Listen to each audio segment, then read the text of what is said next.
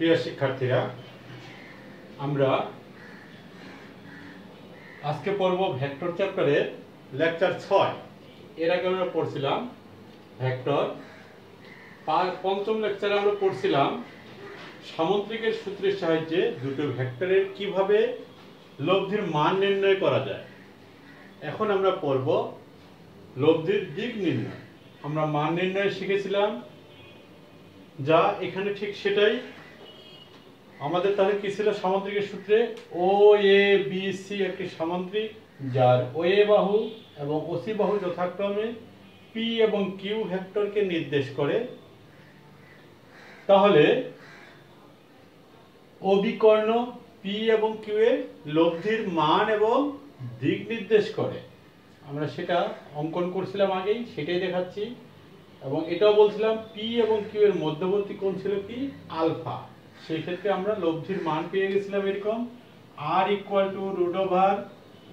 √√p² plus Q square plus 2pq cos alpha. এই ছিল লব্ধির মান। আমরা বলছিলাম পি কিউ এবং আলফার উপর আর এর মান নির্ভর করে, অর্থাৎ এখান থেকে আমরা আর এর মান পেতে পারি।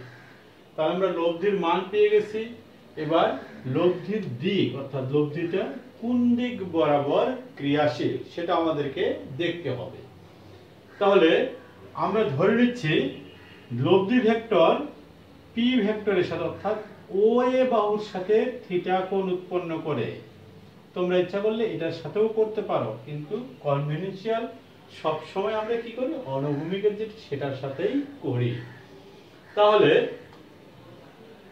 দিক নির্ণয় আমরা বলছি আবারও, ধরি লব্ধি আর পি ভেক্টরের সাথে থিটা কোণ উৎপন্ন করে, অর্থাৎ আমরা বলতে পারি এ ও বি কোণ সমান হচ্ছে থিটা। আমাদের এখানে জানা রাশি হচ্ছে পি কিউ এবং আলফা। তাহলে থিটার মানটা প্রকাশিত হবে কার মাধ্যমে? আমার পি কিউ এবং আলফার মাধ্যমে যদি প্রকাশ করতে পারি, তাহলে আমরা আসলে থিটাটা নির্ণয় করতে পারবো। তাহলে সেটাই করতেছি আমরা। তাহলে দেখো, এই কি ত্রিভুজ থেকে আমাদের কি করতে হবে? tan থিটার মান যদি আমরা নেই, ত্রিভুজ ও বি ডি একটি সমকোণী ত্রিভুজ ছিল। তাহলে ত্রিভুজ ও বি ডি হতে আমরা পাই, সমকোণী ত্রিভুজ থেকে আমরা পাচ্ছি tan থিটা ইকুয়াল টু, আমরা জানি লম্ব ভাগ ভূমি। লম্ব হচ্ছে বিডি, ভূমি হচ্ছে ওডি। আমরা লিখতে পারবো এটাকে বিডি ভাগ ওডি সমান আমরা কি লিখতে পারবো? ওএ প্লাস এডি। ওএ প্লাস এডি। আমরা যখন লব্ধির মান বের করি তখন আমরা পাইছিলাম এডি সমান ছিল আমাদের কিউ কস আলফা। তাহলে আমাদের বের করতে হবে বিডি এর মান, কারণ ও এর মান আমাদের জানা আছে। এখন দেখো ত্রিভুজ এ বি ডি, অর্থাৎ এখান থেকে যদি আমরা দেখি ত্রিভুজ এ বি ডি, এটা ছিল আমাদের আলফা কোণ সাইন আলফা ইকুয়াল টু হচ্ছে লম্ব ভাগ অতিভুজ। লম্ব হচ্ছে বিডি, অতিভুজ হচ্ছে এবি। তাহলে আমরা লিখতে পারবো বিডি সমান হচ্ছে এ বি সাইন আলফা। তাহলে আমরা এই এডি এবং বিডি এর মান এই সমীকরণে বসাই। তাহলে বিডি এর মান হচ্ছে এ বি সাইন আলফা ভাগ ও এ। এডি এর মান আমরা যখন আগের লেকচারে দেখাই তখন আমরা এখানে বের করছিলাম, তোমরা এখানেও করতে পারবা। আমি যেমন এই ত্রিভুজে সাইন আলফা ধরলাম, তোমরা এখানে আবার ধরতে পারো কস আলফা। কস আলফা সমান হবে কত? ভূমি ভাগ অতিভুজ। ভূমি হচ্ছে এডি, অতিভুজ হচ্ছে এবি। তাহলে এডি সমান হচ্ছে এবি কস আলফা। আমরা তাহলে এডি এবং বিডি এর মান বসাই, এবি কস আলফা। ক্লিয়ার? তাহলে আমরা একটা সমীকরণে আসলাম, tan থিটা সমান এবি সাইন আলফা ভাগ হচ্ছে OA plus AB cos alpha. এবার তাহলে আমরা কি করি? মান বসানোর চেষ্টা করি। তাহলে tan থিটা এবি সমান ওসি যা এবি তা, তাহলে ওসি সমান যদি কিউ হয় এবি সমানও কি হবে, অর্থাৎ ওসি সমান এবি সমান হচ্ছে কত কিউ। তাহলে আমরা লিখতে পারবো এবি সমান লিখতে পারবো কত কিউ, কিউ সাইন আলফা এখানে থেকে গেল সাইন আলফা। ও এ সমান হচ্ছে কত আমাদের এটুকু পি, পি প্লাস এবি সমান হচ্ছে কিউ, কিউ কস আলফা। তাহলে আমরা যদি পি কিউ এবং আলফার মান বসাই তাহলে আমাদের ট্যান থিটা বের হয়ে যাবে। ট্যান থিটা বের করলে আমরা কি করতে পারবো, থিটার মানটা বের করতে পারবো। অর্থাৎ এই সমীকরণের সাহায্যে আমরা কি করতে পারবো, দিক নির্ণয় করতে পারবো। তাহলে এটা হচ্ছে মান নির্ণয়ের সমীকরণ লব্ধির, আর এটা হচ্ছে দিক নির্ণয়ের সমীকরণ। তাহলে আমরা কি শিখলাম, যে একই বিন্দুতে দুটি ভেক্টর যদি একই সঙ্গে ক্রিয়া করে তাহলে তাদের লব্ধির মান এবং দিক কিভাবে নির্ণয় করা যায়। এই দুটো সমীকরণের সাহায্যে আমরা সেগুলো পেয়ে গেলাম। তাহলে দিক নির্ণয় করতে গেলে কি কি লাগবে, ভেক্টর দুটির মান লাগবে এবং তাদের মধ্যবর্তী কোণ লাগবে। একইভাবে মান নির্ণয় করতে গেলে কি লাগবে, ভেক্টর দুটির মান লাগবে, তাদের মধ্যবর্তী কোণ লাগবে। ক্লিয়ার? তাহলে দুটো ভেক্টর একই সঙ্গে একটা বিন্দুতে ক্রিয়া করলে তাদের মান যদি জানা থাকে, তাদের মধ্যবর্তী কোণ যদি জানা থাকে, অর্থাৎ তারা কতটুকু কোণে দুই দিকে ক্রিয়া করতেছে সেটুকু যদি আমাদের জানা থাকে, তাহলে আমরা কি করতে পারবো, সামান্তরিকের সূত্রের সাহায্যে দুটি ভেক্টরের লব্ধির মান এবং দিক নির্ণয় করতে পারি। ওকে, তাহলে আমরা এখন কিছু শর্ত দেখাই।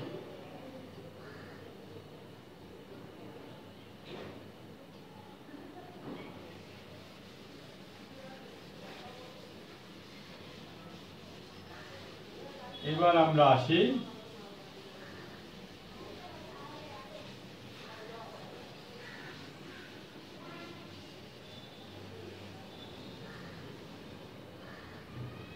তাহলে আমরা এখানে কত পাইলাম, আমরা পাইলাম tan থিটা ইকুয়াল টু পাইলাম আমরা কিউ সাইন আলফা ভাগ p plus q cos alpha. অর্থাৎ ভেক্টর দুটির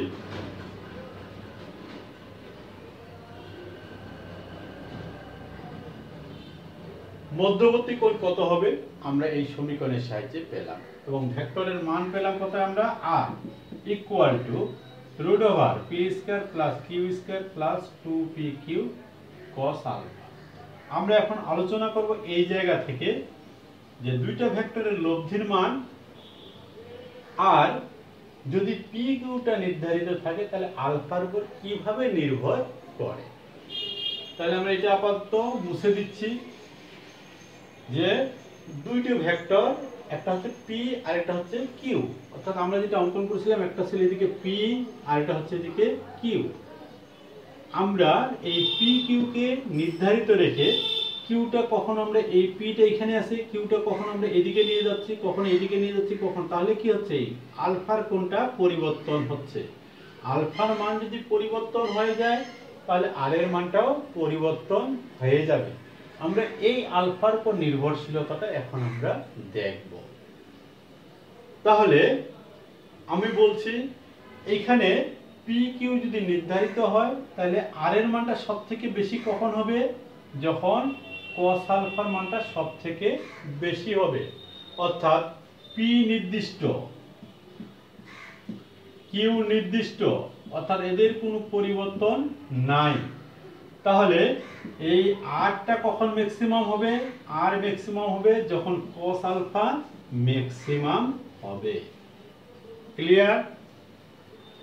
যে দুটো ভেক্টর রাশির মধ্যবর্তী কোণের মানটা এমন ভাবে পরিবর্তন হলো, কোণের যে মানের কারণে cos এর মানটা সর্বোচ্চ হবে, লব্ধির মানটাও সেই ক্ষেত্রে সর্বোচ্চ হবে। তাহলে আমরা জানি cos আলফার সর্বোচ্চ মান কত, +1।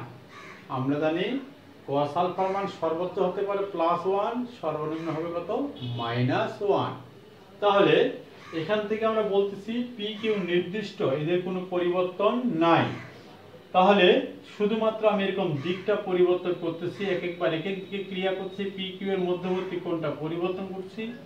তাহলে আলফার যে মানের কারণে cos আলফা সর্বোচ্চ হবে, সেই কারণে কি হবে, আর এর মানটাও সর্বোচ্চ হবে।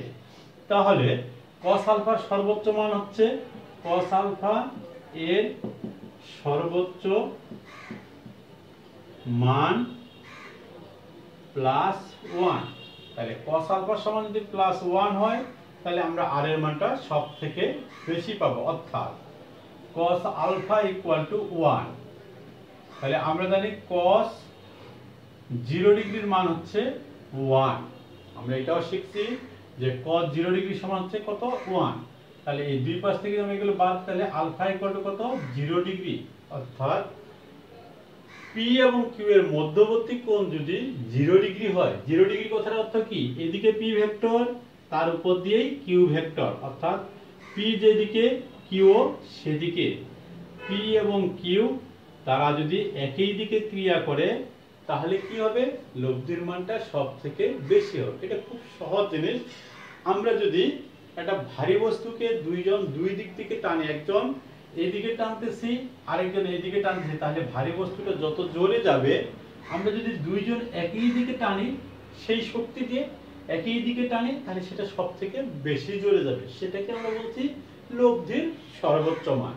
অর্থাৎ আমরা বলতেছি আলফা ইকুয়াল টু 0 ডিগ্রি হলে লব্ধির মান সর্বোচ্চ হবে। তাহলে লব্ধির সর্বোচ্চ মানটা কত হবে আমরা বসায় দেখি। তাহলে আর ম্যাক্সিমাম, আর হবে কত, ম্যাক্সিমাম কখন, যখন cos আলফার মান 1 অথবা আলফা ইকুয়াল টু 0 ডিগ্রি, যেটাই বসাই।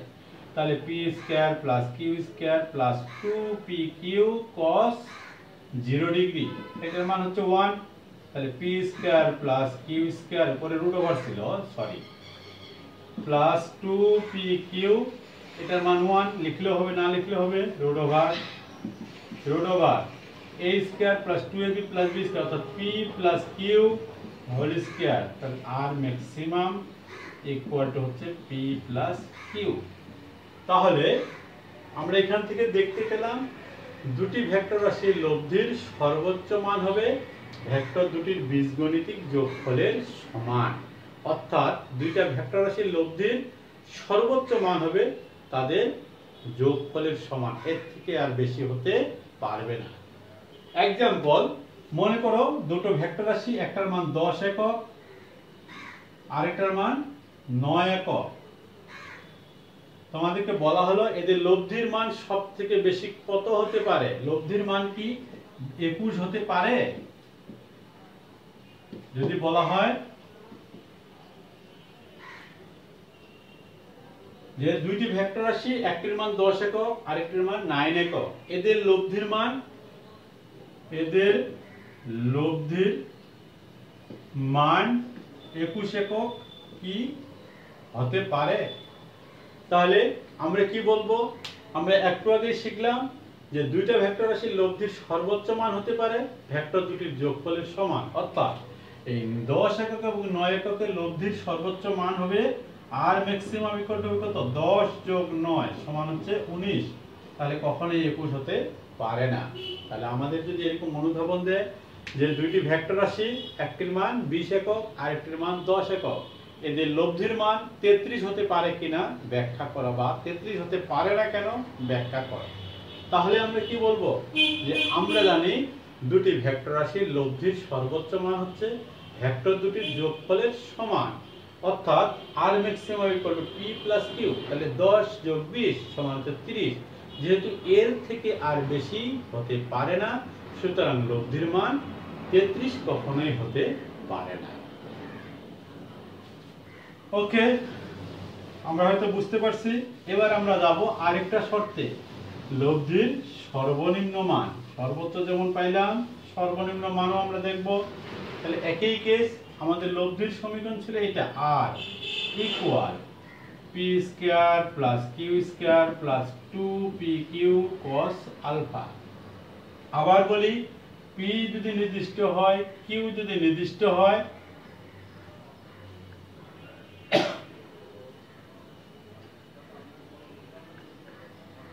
হয়, তাহলে এই এটার মান যদি মিনিমাম হয় তাহলে এটার মানও মিনিমাম হবে। ক্লিয়ার? যে এদের কোনো পরিবর্তন হয় না, তাহলে cos আলফার মান যদি সবথেকে কম হয় আর এর মানটাও সবথেকে কম হবে, যেটাকে আমরা বলবো সর্বনিম্ন। তো আমরা জানি cos আলফার সর্বনিম্ন মান হচ্ছে কতটুকু? -1, অর্থাৎ cos আলফা ইকুয়াল টু -1 হচ্ছে cos এর সর্বনিম্ন মান। তাহলে এটা যদি সর্বনিম্ন মান হয়, এর কারণে যে মানটুকু পাওয়া যাবে সেটাও হবে কি আর এর সর্বনিম্ন মান। ঠিক আছে? তাহলে cos alpha equal to -1, cos alpha equal to -1 সমান হচ্ছে কত? cos 180 degree. আমরা জানি cos 180 ডিগ্রির মান হচ্ছে -2, তাহলে আলফা ইকুয়াল টু হচ্ছে কত? 180 ডিগ্রি। তাহলে আলফার মান 180 ডিগ্রি, অর্থাৎ ভেক্টর দুটির মধ্যবর্তী কোণ যদি 180 ডিগ্রি হয় তাহলে লব্ধির মানটা কি হবে? সর্বনিম্ন হবে। তাহলে দেখি সেই সর্বনিম্ন মানের সমীকরণটা কি রকম হয়। তাহলে আমরা এবার মানগুলো বসাই। আর মিনিমাম, তাহলে p square plus Q square plus 2pq cos 180 degree, এটার মান -1 root over p square plus Q square plus 2pq -1।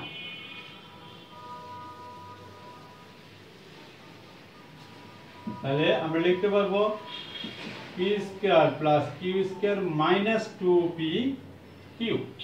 তাহলে আমরা এখান থেকে লিখতে পারবো p difference q whole square root over সমান হচ্ছে পি ডিফারেন্স কিউ, অর্থাৎ কিউ বড় হলে কিউ সামনে আসবে, পি বড় হলে, অর্থাৎ মোট কথা এটার মানটা সবসময় ধনাত্মক হবে। তাহলে আমরা দেখলাম আর মিনিমাম অর্থাৎ লব্ধির সর্বনিম্ন মান হচ্ছে কি ভেক্টর দুটির বিয়োগফলের সমান। এটা অর্থ এই কলমটাকে একজন এদিকে টানতেছে আরেকজন এদিকে টানতেছে, তাহলে মধ্যবর্তী কোণ কত? 180 ডিগ্রি। তাহলে কোন দিকে কলমটা যাবে? এদিকে হচ্ছে পি দিয়ে, এদিকে কিউ দিয়ে।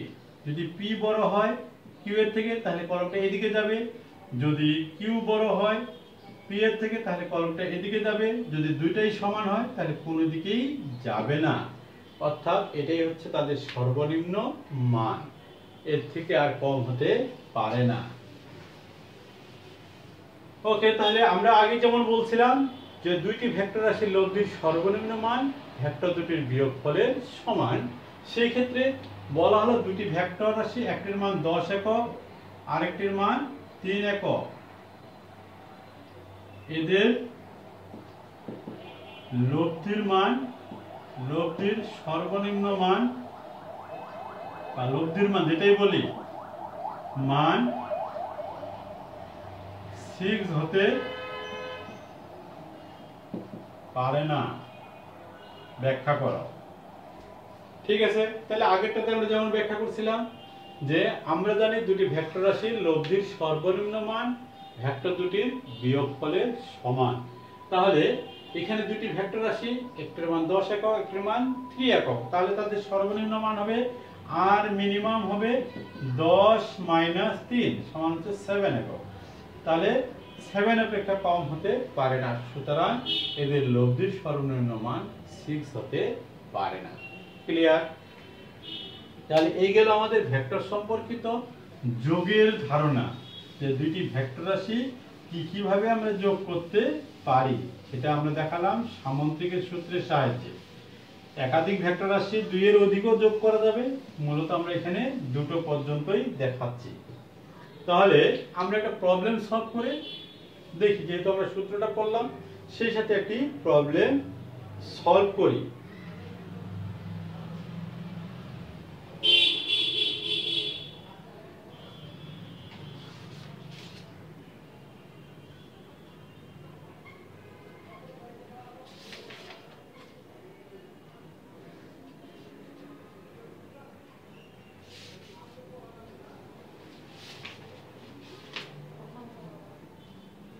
দুটি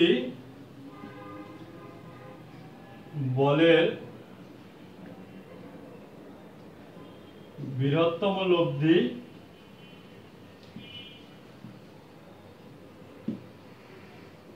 টেন নিউটন এবং ক্ষুদ্রতম লব্ধি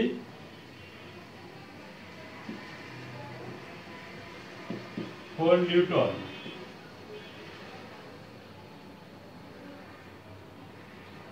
বল দুটি পরস্পর 90 ডিগ্রি কোণে ক্রিয়া করলে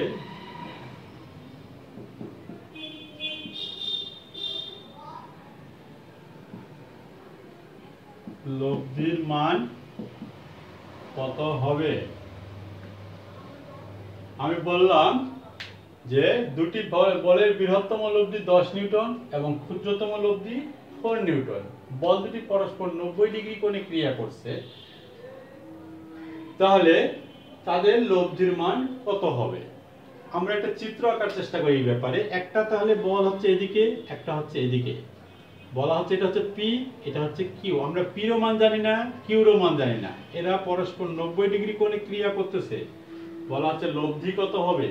তাহলে আমরা যদি এটাকে সামুদ্রিক পূর্ণ করার চেষ্টা করি, তাহলে এটাই হবে তার লব্ধি আর। এই আরটা বের করতে বলা হচ্ছে। এখন আমরা জানি আর পেতে গেলে আমাদের কি দরকার? পি দরকার, কিউ দরকার, আলফা দরকার। এখানে আমার আলফা দেওয়া আছে 90 ডিগ্রি। তাহলে আমার জ্ঞানে আসতে হবে যে আমি আসলে পি এবং কিউ কোথা থেকে পেতে পারি। আমার আরো দুটো তথ্য দেওয়া আছে। দুটি বলের বৃহত্তম লব্ধি অর্থাৎ আর ম্যাক্সিমামের মান দেওয়া আছে।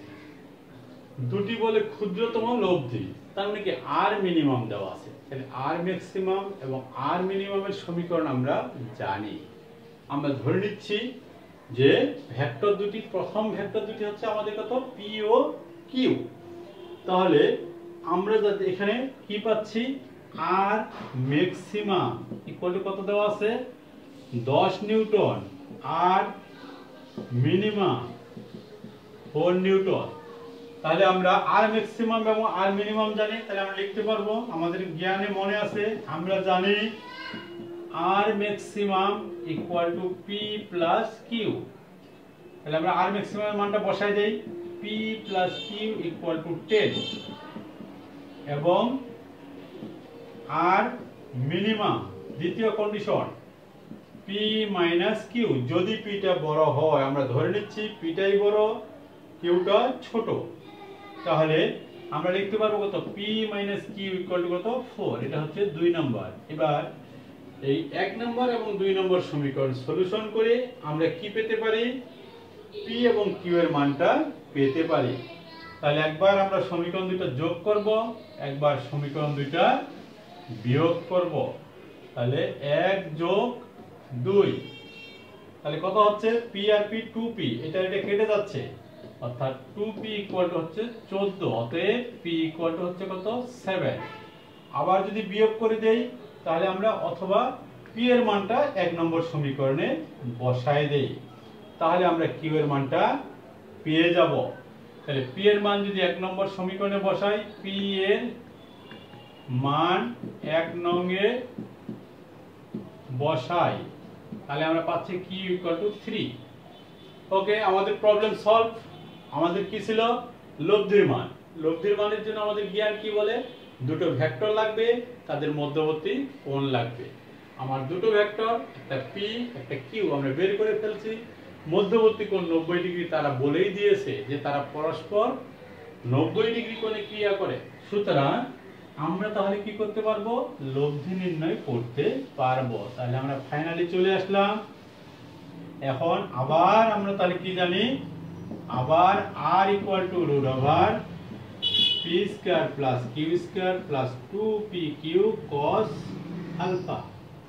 মানগুলো বসাই দিই। পি এর মান ছিল কত? 7, কিউ এর মান 3 প্লাস 2, পি এর মান 7, কিউ এর মান 3 cos 90 ডিগ্রি। আসলে আমরা এটা অ্যাভয়েড করলে চলতো, যাই হোক। তাহলে 7 সাথে 49, 3 3 9, cos 90 এর মান 0, সুতরাং সম্পূর্ণটাই 0, 56 একক। না 9 যোগ করলে 58, তাহলে নির্ণেয় লব্ধি হচ্ছে 58 একক। ক্লিয়ার? তাহলে আমরা এগুলো করতে পারবো। এর পরের ক্লাসে আমরা অন্য একটা টপিক নিয়ে আলোচনা করব। ধন্যবাদ সবাইকে।